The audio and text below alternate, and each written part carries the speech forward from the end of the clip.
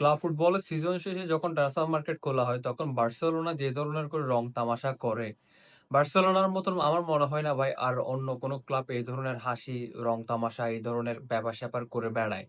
কারণ লাস্ট ৫-৭ বছর Barcelona transfer মার্কেটের ব্যাপার-স্যাপার যদি দেখে তাহলে অবশ্যই যে কারো আসলে মাথা মানে খারাপ হয়ে যাওয়ার মতন অবস্থা। কেন শুধুমাত্র বার্সেলোনার সাথে এই ধরনের ব্যাপার-স্যাপার গুলা হচ্ছে?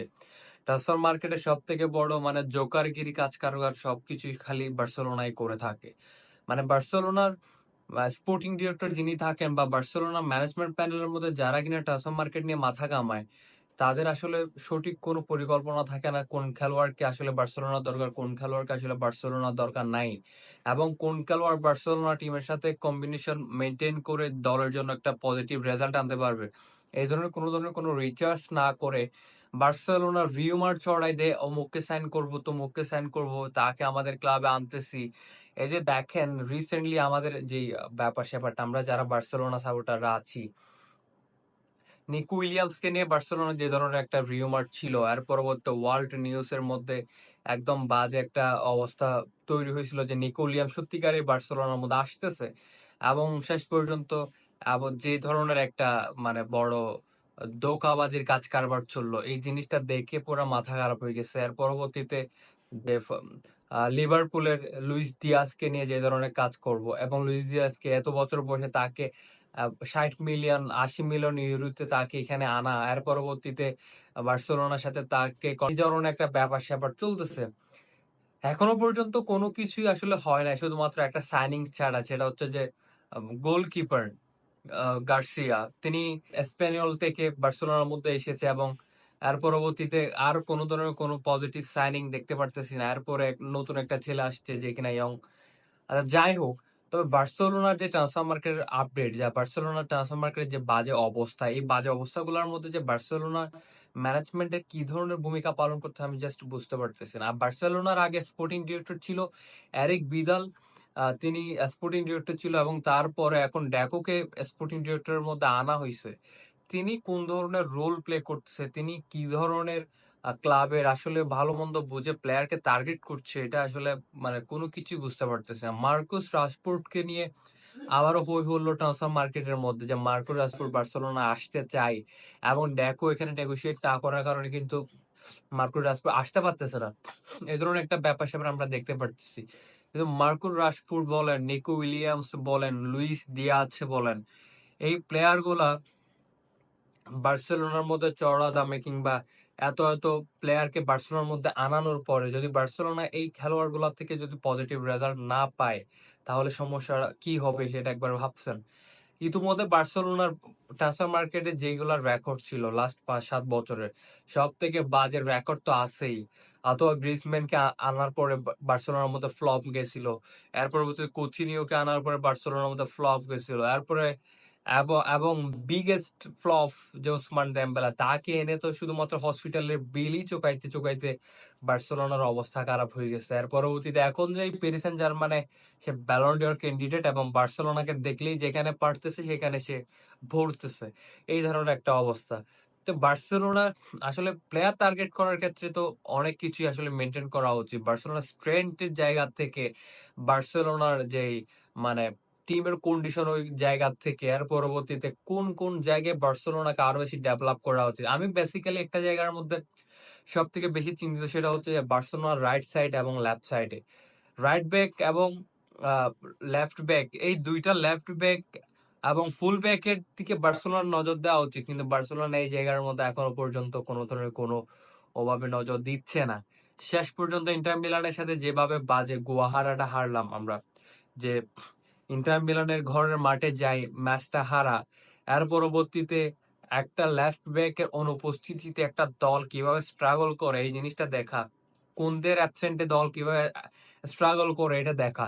আমাদের রাইভাল ক্লাব রিয়াল মাদ্রিদ, তারা কিনা ইতিমধ্যে ৪টা সাইনিং এবং ৫-৬টা সাইনিং এর দিকে তারা আগাচ্ছে, কিন্তু সেখানে বার্সেলোনা ২টা সাইনিং করা এখনো পর্যন্ত স্টপ। এরপরে কোন কোন সাইনিং এর দিকে যাইতেছে, এগুলোর আসলে প্রপার কোনো ধরনের কোনো প্ল্যান নাই। সব থেকে একটা বড় নেগেটিভ সাইড বার্সেলোনার যেই মানে ম্যানেজমেন্টের, এটা হচ্ছে যে কোনো একটা খেলোয়াড়কে যখন তারা টার্গেট করে ওইটা তারা নিউজ মিডিয়ার মধ্যে আসলে ছড়াই দেয় আমরা এই এই খেলোয়াড়টাকে আমরা টার্গেট করছি এবং তাকে আমাদের দলের মধ্যে ভিড়াবো।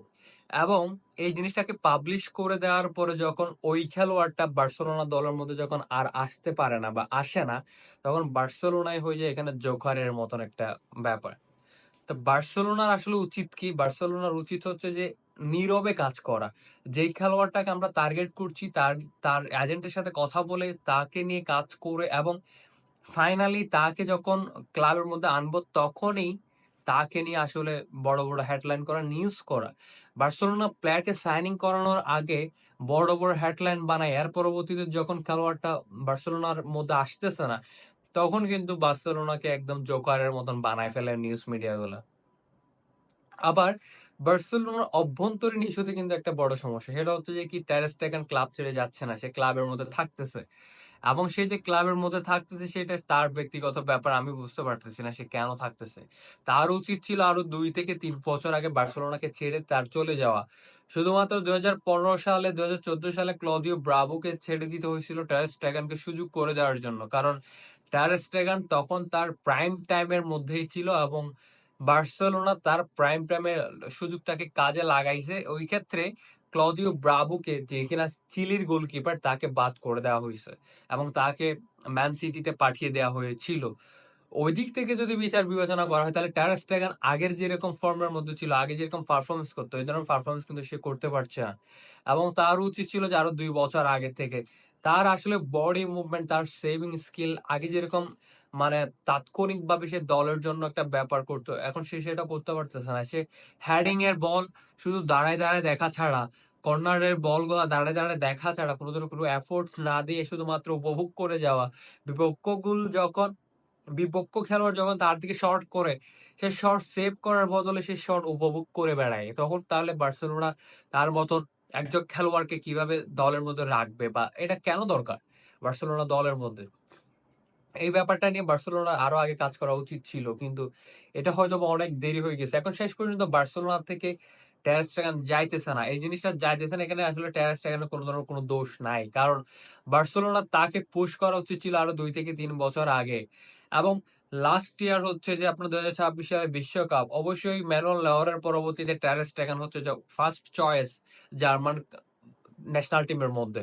তাহলে সে কখনোই চাবে না যে সে এখন তার নাজেহাল অবস্থা হোক, এবং সে চাইবে যে বিশ্বকাপে সে যেন 1 নাম্বার গোলকিপার হিসেবে জার্মানের মধ্যে থাকে।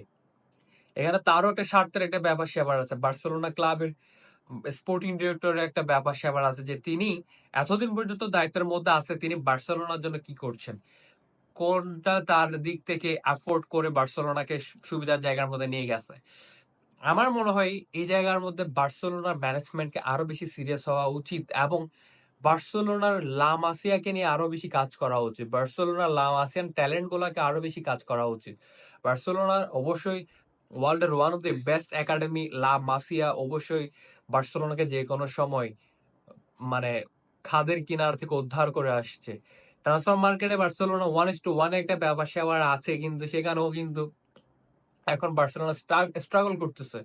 এই যেহেতু স্ট্রাগল করছে তাহলে বার্সেলোনার উচিত আমাদের ঘরের অবকাঠামোর দিকে নজর দেওয়া, আমাদের একাডেমির দিকে নজর দেওয়া, আমাদের টাকা ইনভেস্ট বাহিরে না করে ঘরের খেলোয়াড় গুলা থেকে টাকা ইনভেস্ট করে এখান থেকে পারফরমেন্স বের করে আছে আনা। রিয়াল মাদ্রিদ কি করতেছে, লিভারপুল কি করতেছে, এই কি করতেছে, সে কি করতেছে, সেটা আমাদের দেখার বিষয় না। আমাদের দেখার বিষয় হচ্ছে আমরা 2025-26 সিজনের জন্য আমরা কি করতেছি এবং আমরা সেটার জন্য কতটুকু প্রস্তুত। ট্রান্সফার মার্কেটের মধ্যে বার্সেলোনাকে বারবার জোকারের মধ্যে পরিণত করা, স্পোর্টিং ম্যানেজমেন্টের ব্যাপার স্যাপার গুলা দেখে মানে নিজের মধ্যে নিজেই খারাপ লাগতেছে। আমিও যে একজন বার্সেলোনা সাপোর্টার, মার্কো রাশফোর্ড বার্সেলোনার মধ্যে যখন আসবে তখনই তাকে নিয়ে নিউজ করা হোক। তাকে বার্সেলোনা আসার আগে তাকে নিয়ে এখন নিউজ করা হচ্ছে যে মার্কো রাশফোর্ডকে নিয়ে বার্সেলোনা কাজ করতেছে। এবং এই দিক থেকে লুইস দিয়াজ, এর পরবর্তী নিকো উইলিয়ামসকে নিয়ে তো একটা মানে হই হুল্লোড় তামাশা ছিল এবং শেষ পর্যন্ত কমেডি সিনেমার এন্ডিং এর মতন করে মাজাক লেভেলের একটা এন্ডিং হয়েছে এবং বার্সেলোনাকে চওড়া থাপ্পড় মারার মতন একটা অবস্থা হয়েছে।